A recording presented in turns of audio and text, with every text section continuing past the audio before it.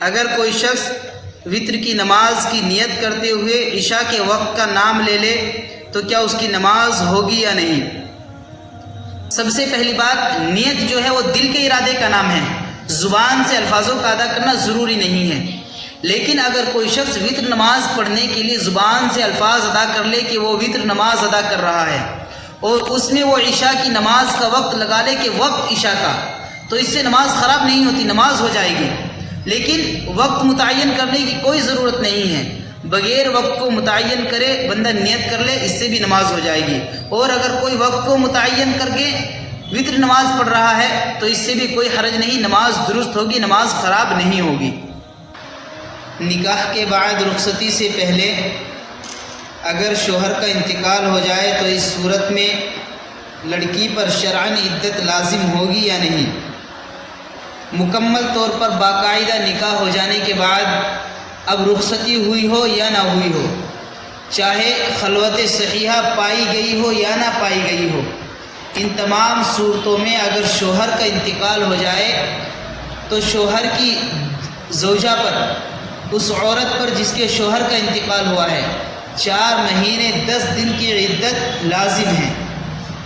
وہ عورت 4 مہینے 10 دن عدت گزارے گی، چہجائے کہ خلوت بھی نہ پائی گئی ہو اور رخصتی بھی ابھی نہیں ہوئی ہو، پھر بھی وہ 4 مہینے 10 دن کی عدت گزارے گی۔ نکاح کے بعد رخصتی سے پہلے اگر شوہر نے اپنی بیوی کو طلاق دے دی تو اس عورت پر شرعاً عدت لازم ہوگی یا نہیں؟ باقاعدہ نکاح ہو جانے کے بعد اگر کوئی شخص اپنی بیوی کو طلاق دے دے اور ان دونوں کے درمیان خلوت صحیحہ بھی نہیں پائی گئی ہو، خلوت صحیحہ کہتے ہیں کہ ان دونوں کو ایک جگہ ٹھہرنے کا تنہائی میں اتنا ٹائم تو بھی ملا ہو کہ جتنی دیر میں وہ ایک دوسرے سے اپنی ضرورت پوری کر سکتے ہیں، اس کو خلوت صحیحہ کہتے ہیں، کہ اس میں شرعاً بھی اور ظاہراً بھی کسی اعتبار سے کوئی روک ٹوک نہ ہو، اتنا بھی وقت ان کو نہیں ملا، نہ ہی رخصتی ہوئی ہے، اور پھر شوہر نے اپنی بیوی کو طلاق دے دی تو اس مطلقہ پر عدت لازم نہیں ہے، وہ بغیر عدت کے ہی اپنی زندگی گزارے گی، طلاق کے فوراً بعد جہاں چاہے وہ نکاح کر سکتی ہے۔ کیا عورتیں قبرستان میں جا سکتی ہیں یا نہیں؟ عورتوں کے قبرستان میں جانے سے اگر غم تازہ ہوتا ہو اور وہ وہاں جا کر روئے دھوئے تو ان کے لیے قبرستان میں جانا گناہ ہے، کیونکہ حدیث میں ایسی عورتوں پر لعنت فرمائی ہے جو قبرستان میں جائے تاکہ غم تازہ ہو۔ عورتوں میں چونکہ صبر کم ہوتا ہے، اس لیے عورتوں کو چاہیے کہ وہ گھر سے ہی ایصال ثواب کرے۔ البتہ اگر کوئی بوڑھی عورت ہو اور وہ قبرستان نصیحت کے طور پر، آخرت کی یاد تازہ کرنے کے طور پر قبرستان میں جائے، جزا فضا نہ کرے، تو ایسی بوڑھی عورت کے لیے قبرستان میں اس شرط کے ساتھ کہ جزا فضا نہ کرے، قبرستان میں جانے کی اجازت ہے۔ عدت کے دوران عورت کسی نامحرم سے فون پر بات کر سکتی ہے یا نہیں؟ عورت عدت کے دوران بھی اور بغیر عدت کے بھی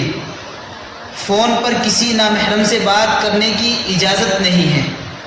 ہاں البتہ بقدر ضرورت، اگر کام ہی نہ چلے، کوئی ایسی بات ہو کہ کرنی ضروری ہی ہے، تو پھر اس کی اجازت بغیر عدت کے بھی ہے اور عدت کے دنوں میں بھی ہے۔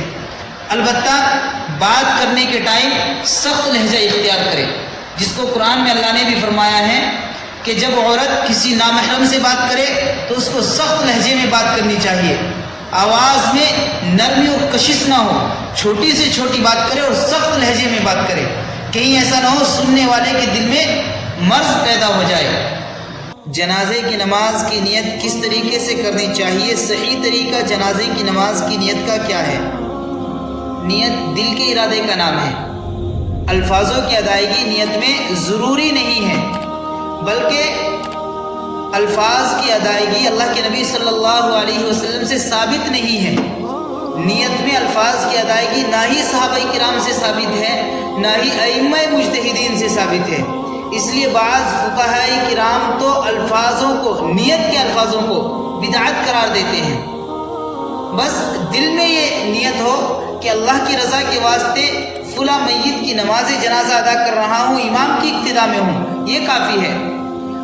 ہم نے اب تک غسل میں 3 فرض سنے تھے، لیکن ایک صاحب کہہ رہے ہیں کہ عورت کے غسل میں 4 فرض ہوتے ہیں،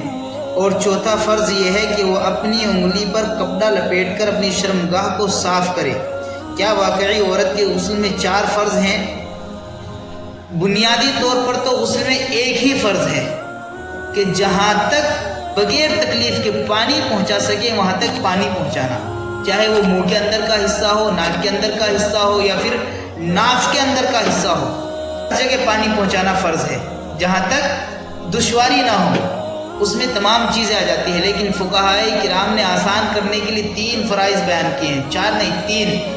منہ بھر کے کلی کرنا، ناک میں پانی پہنچانا، پورے بدن کو دھونا، اس میں ظاہری شرمگاہ بھی آ جاتی ہے، اسی طرح انگوٹھی وغیرہ ہلا لینا، ناک میں پانی ڈال لینا، یہ سب چیزیں اسی میں آ جاتی ہے۔ الگ سے اس کو فرض کہنا درست نہیں ہے۔